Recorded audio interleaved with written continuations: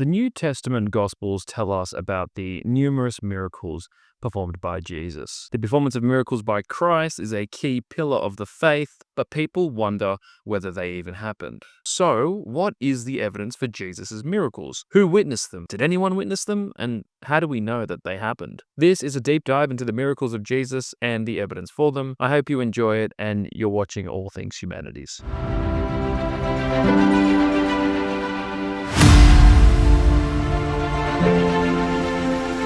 Before we examine the evidence for Jesus' miracles, let's begin by looking at the miracles performed by Jesus according to the New Testament. The list is very long, but we can categorize them into physical healings, exorcisms, nature miracles, and raising people from the dead. In the Gospels, Jesus is known to heal people of physical ailments and sicknesses. Healing miracles are significant for Christianity because they demonstrate Jesus' divine authority over natural events. Many theologians think Jesus showed his power over sickness and death by performing these miracles, indicating his divine nature.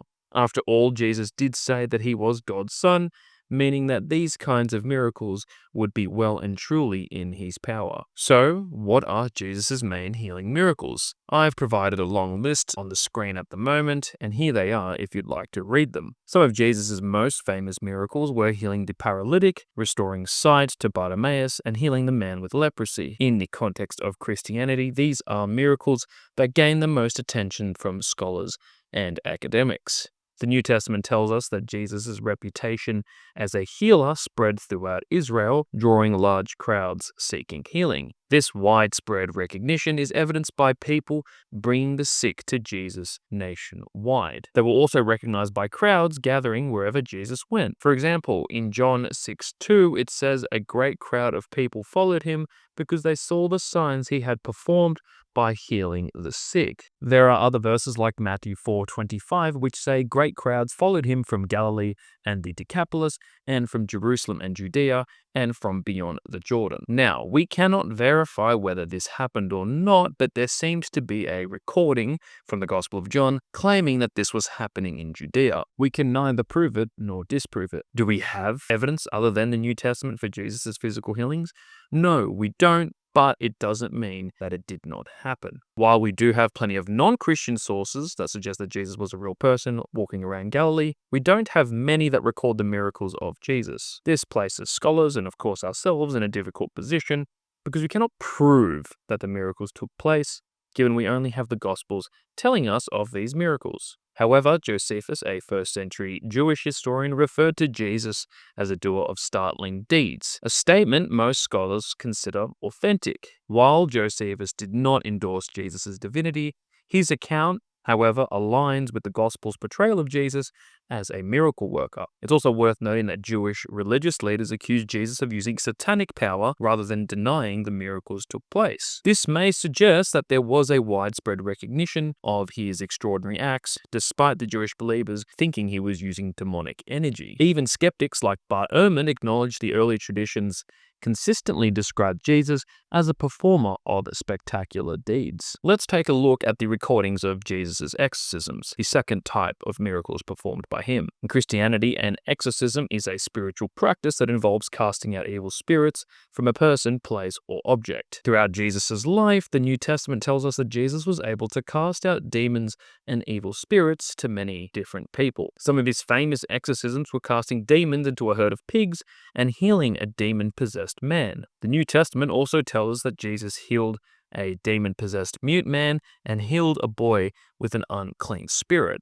Once again, the New Testament acts as our only evidence for this, but critics like Rudolf Bultmann and John Dominic Crossan seem to think that Jesus performed exorcisms, even if their interpretations vary. Similar to Jesus' healings, Jewish critics accuse Jesus of using demonic power to cast out spirits, which somewhat confirm the idea that he did perform exorcisms. The Talmud does preserve accusations of Jesus practicing sorcery, likely referencing his exorcisms, and the book of Acts describes unsuccessful exorcism attempts using Jesus' name, which, in the view of Christians, reinforces that Jesus was unique because he was the only person that could perform successful exorcisms. The New Testament also tells us that Jesus performed a series of nature miracles or natural miracles. By nature miracles, we refer to miracles where Jesus Jesus can intervene in the natural world. For example, the New Testament tells us that Jesus turned water into wine. He calmed a storm on the sea. He walked on water and fed 5,000 people with 5 loaves of bread and 2 fish. The list goes on to continue, involving the withered fig tree on the road from Bethany and finding a coin in a fish's mouth.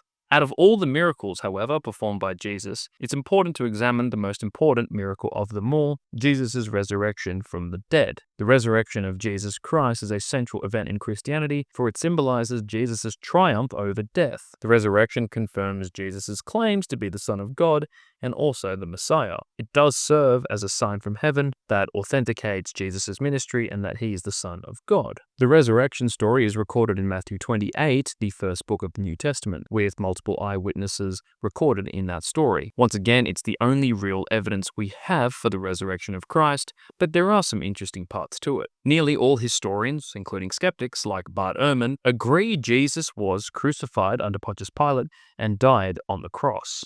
Non-Christian sources such as the Roman historian Tacitus and the Jewish historian Josephus corroborate with this story. According to biblical narratives and early Christian traditions, several individuals and groups witnessed the resurrected Jesus, the first being Mary Magdalene. Mary Magdalene was a woman who, according to the 4 Gospels, traveled with Jesus as one of his followers and was a witness to his crucifixion and resurrection. She was the first to see Jesus resurrected near the tomb on Sunday morning. The empty tomb narrative appears in all 4 Gospels and Paul's letters dated within 20 to 30 years of the events. According to the New Testament, there was also a group of women, including Mary, the mother of James, and Salome, who also encountered the risen Christ. Matthew 28, 5-7 states, and I quote, "The angel said to the women, 'Do not be afraid, for I know that you are looking for Jesus who was crucified.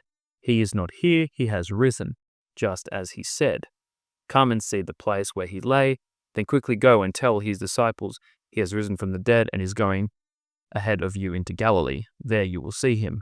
Now I have told you.'" We cannot know for sure whether the witness recorded at the time of the resurrection, Mary Magdalene, and the women that were there, but there is other potential evidence. It's important to remember that we are only speculating and we cannot be sure of the truth of the events from such a long time ago. Christian historians reference the empty tomb as evidence for Jesus' resurrection. The discovery of Jesus' empty tomb is reported in multiple sources, with no alternative explanations gaining widespread acceptance among early Christians or their opponents. Interestingly enough, some historians like John Dominic Crossan think that Jesus may not have been crucified at all. Instead, his body may have been tossed off the cross and eaten by dogs, because this was a standard practice during the Roman Empire at the time. The New Testament records numerous appearances of the resurrected Jesus to individuals and groups, including skeptics like Thomas and James. Also, the dramatic change in the disciples' behavior from fearful hiding to bold proclamation is often attributed to their encounters with the risen Christ. In other words, once they had saw him, they started to really believe it. It's worth noting that the transformation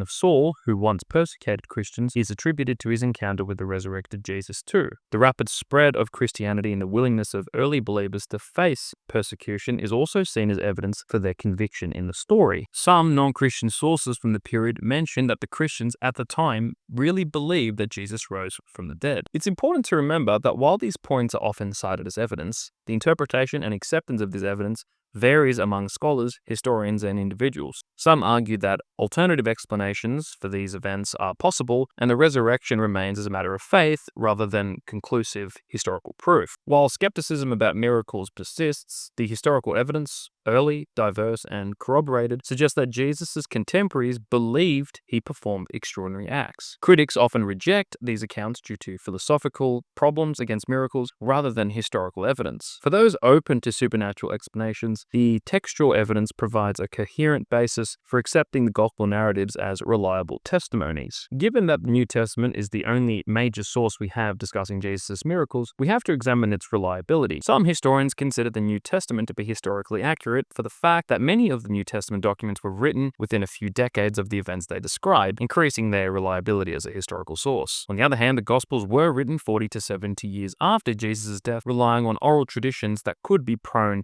to falsehood and distortion. Several New Testament books claim to be written by eyewitnesses or those closely associated with eyewitnesses, giving credibility to their accounts. Traditional attribution to Matthew, Mark, Luke, and John, eyewitnesses or their associates, seems to support the early creation of the New Testament. The fact that the book of Acts does not mention Paul's death suggests that it was written before AD 70. Some historians think that the New Testament writers had little to gain or much to lose by promoting their beliefs, suggesting a sincere desire to report what they saw. On the other hand, other historians think that the Gospels were written in a highly political context, with their authors and early readers living under Roman occupation. This political reality may have influenced the gospel writers presenting Jesus' message and his ministry. Jesus' central message about the kingdom of God may have had political overtones, challenging the existing Roman Empire. The Gospels often portrayed Jesus in conflict with the religious and political authorities of his time. Perhaps the writers of the Gospels were not satisfied with living under Roman religious and political structures, and thus the story of the Gospels may have served a political cause. It's worth noting that many of Jesus' teachings recorded in the Gospels addressed issues of poverty, oppression, and social inequality, which had massive political implications. However, it's important to note that while the political elements are present, they were not the main reason for the writing of the Gospels. The author's main goal was to provide accurate accounts of Jesus' life and teachings,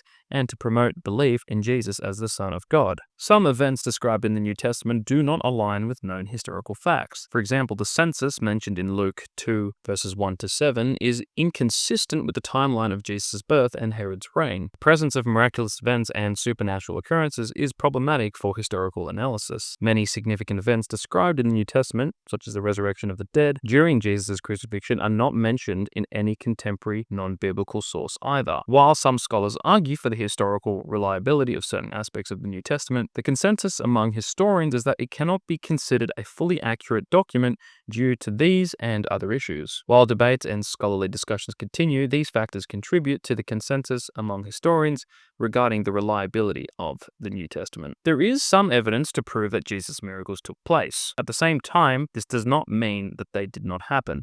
Our knowledge of Jesus' miracles are of course limited, and thus we cannot prove that his miracles truly took place. For many Christians, belief in the miracles of Jesus is a matter of faith and not up to objective inquiry. But that brings us to the end of this video on the evidence for Jesus' miracles. I hope you found it interesting and thought-provoking. If you did, leave a like and comment on the video for more content like this.